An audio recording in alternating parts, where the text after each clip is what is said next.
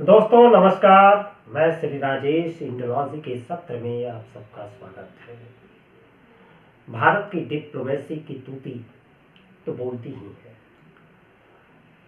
लेकिन इस बार अमेरिका के व्हाइट हाउस के गलियारे में जो आवाज गूंज रही है वो भारत की बढ़ती ताकत की कहानी बयां कर रहा है। बांग्लादेश में हिंदुओं पर हो रहे अत्याचार को लेकर अमेरिका अब चुप नहीं बैठा है। जी हाँ, बाइडेन चाचा जो पहले बांग्लादेश की स्थिति पर एकदम खामोशी अख्तियार किए हुए थे, अब जाते जाते चौकन्ने नजर आने लगे हैं। इस पूरे मामले में वार्निंग दी गई है कि बांग्लादेश की सरकार चला रहे मोहम्मद यूनुस जल्द होश में आ जाए। अभी कुछ महीने पहले बांग्लादेश में शेख हसीना सरकार का पतन हुआ था। 5 अगस्त 2024 को शेख हसीना बांग्लादेश से निकलकर भारत आई थी। तब से वहां पर हालात लगातार बिगड़ते चले जा रहे हैं। अल्पसंख्यक समुदाय खासकर हिंदुओं पर लगातार अत्याचार होते रहे हैं और इसने दुनिया का ध्यान खींचा है।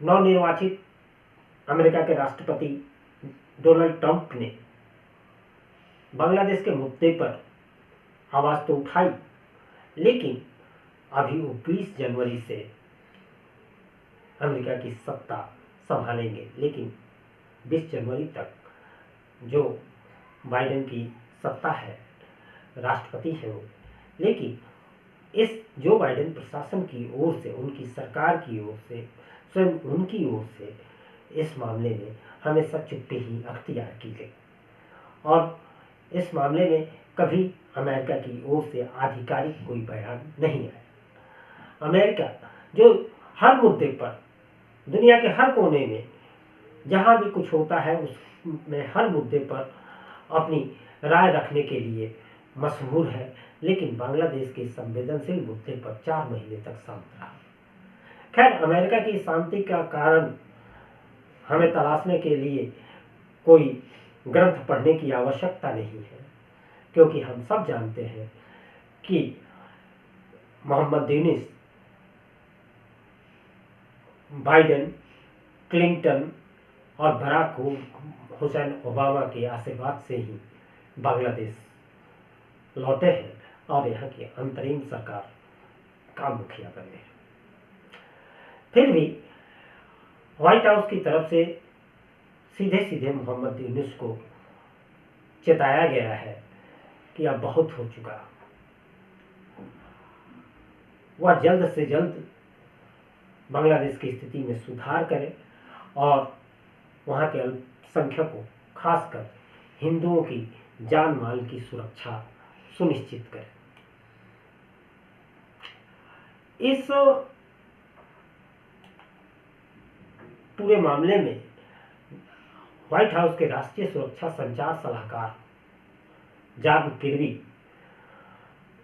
ने इस बाबत एक बयान दिया है कि शेख हसीना के सत्ता से हटने के बाद बांग्लादेश की स्थिति बद से बदतर हुई है।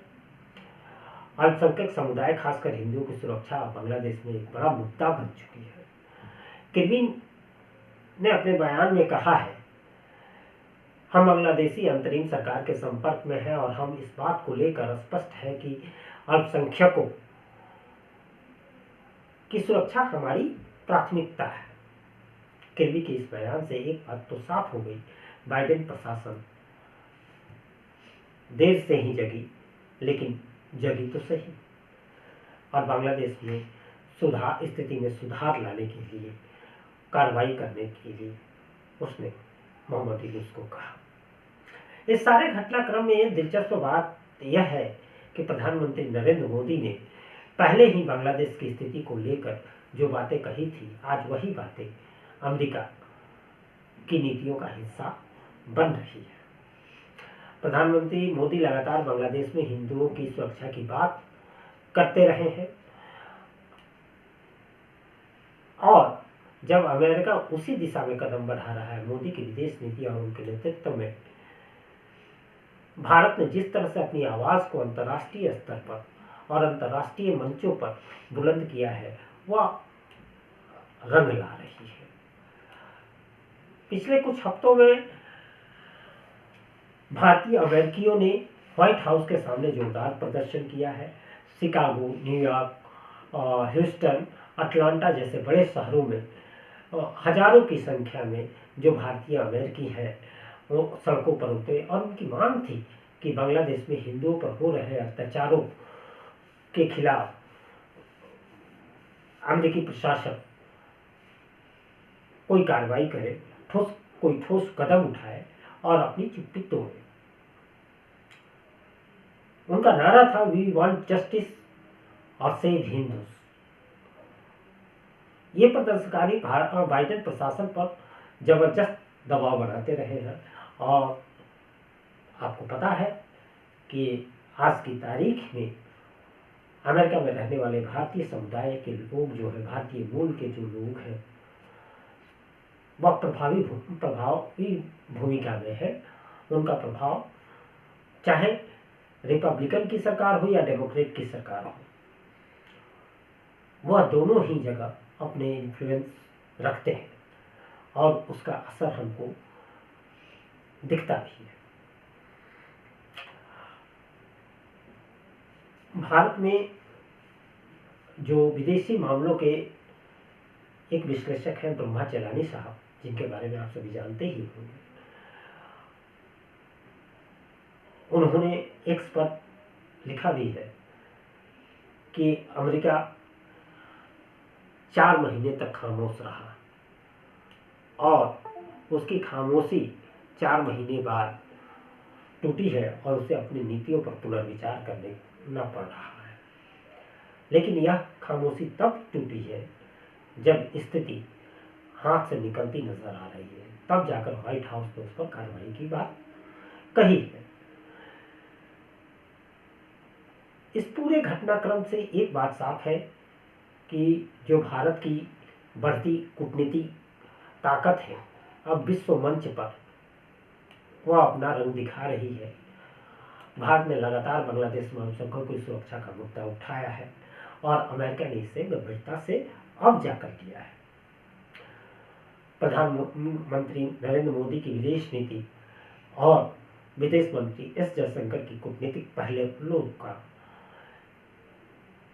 ये असर दिखता है, जिसमें भारत की सुरक्षा और हित सर्वोपरि होते हैं। इस बीच अमेरिकी राजनीति में डोनाल्ड ट्रंप की वापसी सुनिश्चित हो चुकी है। 20 जनवरी को राष्ट्रपति का पदभार संभाल लेंगे। ट्रंप के आने का असर सिर्फ अमेरिका तक सीमित नहीं रहेगा, यह वैश्विक राजनीति में एक ऐसा प्रभाव डालेगा कि हमें आने वाले दिनों में यह दिखेगा कि कई ग्रेट पावर की नीतियों में एकदम से उलट बदलाव होता हुआ नजर आएगा। ट्रंप के राष्ट्रपति बनने पर बांग्लादेश में अल्पसंख्यकों की सुरक्षा को लेकर भी अमेरिकी प्रशासन की ओर से सख्त कदम उठाए जा सकते हैं। भारतीय अमेरिकियों ने भी ट्रंप प्रशासन से अपील की है और ट्रंप पहले भी इस बाबत बयान दे चुके हैं। इसलिए उम्मीद की जाती है कि जब वे राष्ट्रपति का कार्यभार संभालेंगे, व्हाइट हाउस में आएंगे, उसके बाद बांग्लादेश पर भी गौर फरमाएंगे। हालांकि दुनिया में कई जगह उथल पुथल है और बांग्लादेश से बड़े मुद्दे हैं जो ट्रंप के लिए एक चुनौती बने हुए हैं। अमेरिका का बांग्लादेश की अंतरिम सरकार को चेतावनी देना इस बात का संकेत है कि अब समय बदल रहा है। भारत की कूटनीतिक नीति और वैश्विक मंच पर उसकी बढ़ती ताकत को अमेरिका जैसी महाशक्ति को भी बांग्लादेश के मुद्दे पर बोलने के लिए मजबूर किया है। अब देखना यह होगा कि बांग्लादेश की अंतरिम सरकार इस चेतावनी का क्या जवाब देती है, क्या रुख लेती है और अल्पसंख्यकों की सुरक्षा के लिए क्या कदम उठाती है। लेकिन इतना तय है कि भारत की आवाज़ अब अंतर्राष्ट्रीय फलक पर पूरी तरह गूंज रहा है और आने वाले समय में यह आवाज़ और भी बुलंद होगी। और जो लोग कहते थे कि भारत सरकार को अमेरिका बांग्लादेश पर एक्शन लेना चाहिए, तो यही एक्शन है। इसी तरह की डिप्लोमेटिक प्रयास बांग्लादेश की नकेल कसेगा। उम्मीद है यह वीडियो आपको अच्छा लगा होगा।